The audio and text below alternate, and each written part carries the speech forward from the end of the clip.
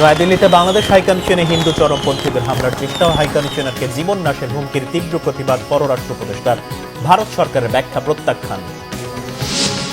সব রাজনৈতিক দলকে ঐক্যবদ্ধভাবে রুখতে হবে অরাজকতা সৃষ্টির অপচেষ্টা, ধ্বংসের কিনারা থেকে উদ্ধার করতে হবে দেশকে, বলেছেন তারেক রহমান।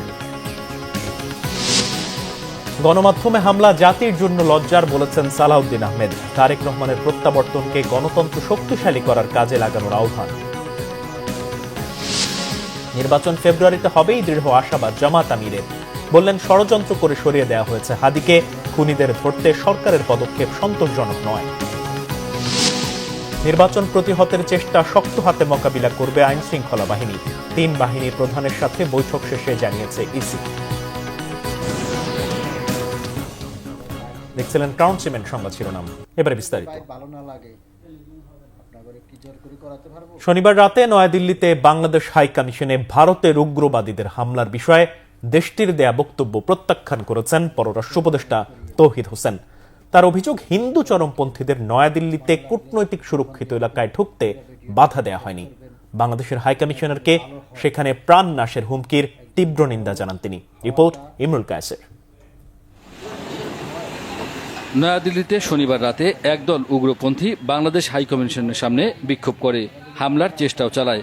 হাইকমিশনারকে দেওয়া হয় হত্যার হুমকি।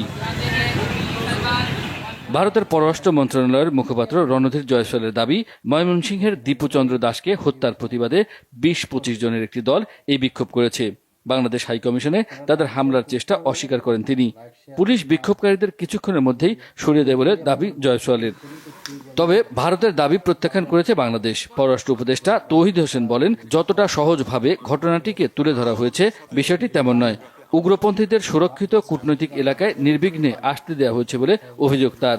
ভারতীয় প্রেস নোটে যে কথা বলা হয়েছে সম্পূর্ণভাবে আমরা প্রত্যাখ্যান করি। সম্পূর্ণ প্রত্যাখ্যান করি এই জন্য যে বিষয়টি যত সহজভাবে উত্থাপন করা হয়েছে আসলে অত সহজ না। আমাদের মিশন, বাংলাদেশের মিশন কূটনৈতিক এলাকার গভীরে অবস্থিত, এমন না যে এটা বাইরে কোনো জায়গায় অথবা কূটনৈতিক এলাকার শুরুতে, তা কিন্তু না। তারা বলছে 20-25 জনের একটা দল হতে পারে, হয়তো একটু কম বেশি হতেও পারে সংখ্যা, কিন্তু সেটা কথা না। 25 জনের একটা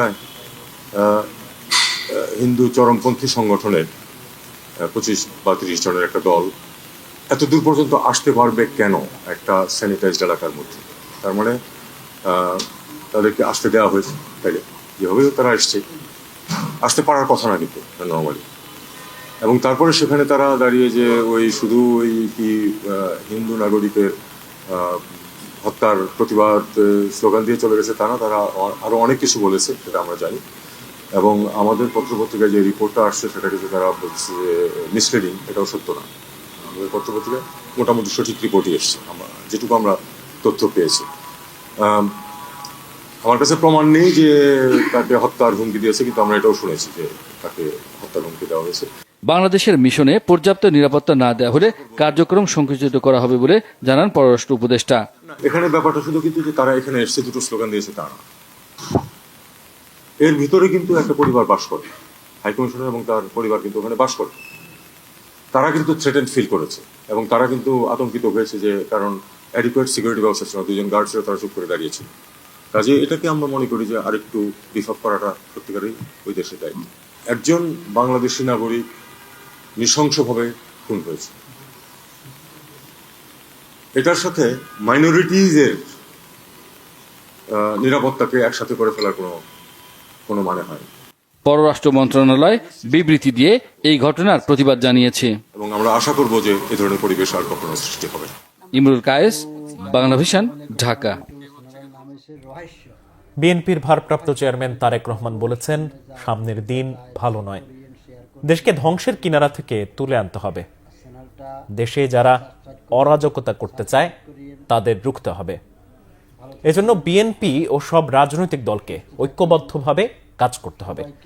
জুলাই যোদ্ধা, শহীদ ও 71-এর মুক্তিযোদ্ধাদের প্রতি সম্মান রাখতে হলে দেশে শান্তি প্রতিষ্ঠা করতে হবে। তার ভাষায়, করব কাজ, গড়ব দেশ, সবার আগে বাংলাদেশ, এটাই এখন মূল কাজ। আরো জানাচ্ছেন জাহাঙ্গীর আকন্দ। জুলাই গণ অভ্যুত্থানের